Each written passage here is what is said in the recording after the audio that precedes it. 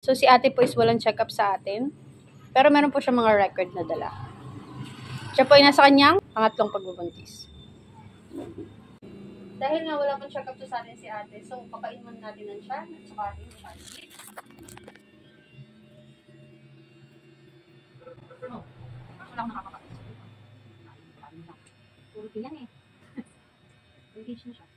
Grabe. Maluwag ang chan. Matubig. Matubig.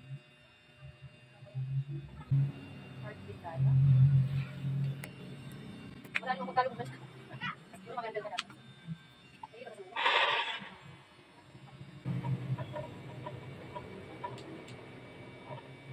Yung heartbeat ni baby. So mag-aiin na tayo sa kay ate. Kasi nandun na yung mga signs na malapit na siya mga ano. So hingang malalim ate. Nipis na ng cervix mo. So aiin natin. Nagda 90% na ang nipis nito. 2, 3, 4, 5, 6, 7, 8. 8 cm na po siya.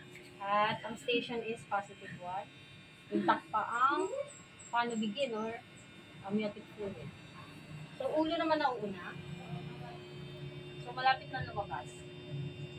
So, see you mamaya pag nakaraos na si ate.